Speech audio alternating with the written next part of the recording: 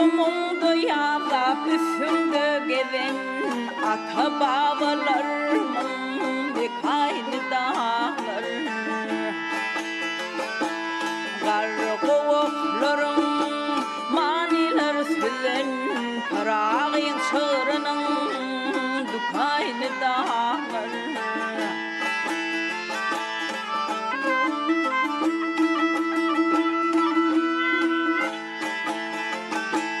Uçanlar eminin baharın pası, çeşmeler çırpınşar, coşurlar çası.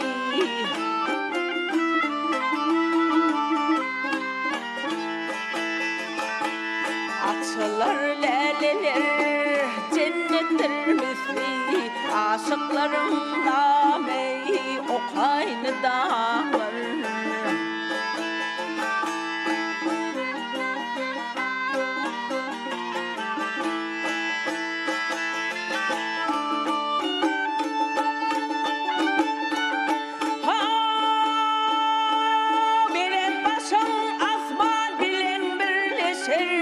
Kek ayağında keklikler sayraşar.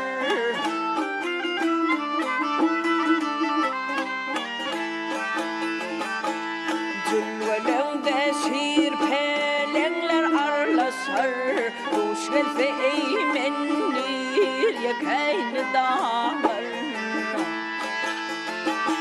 Sana seyran eden hayranlar şartlar. Amgınık ey dağlar ömrümü yatır. Bunu öperlendin ömrü şayattır.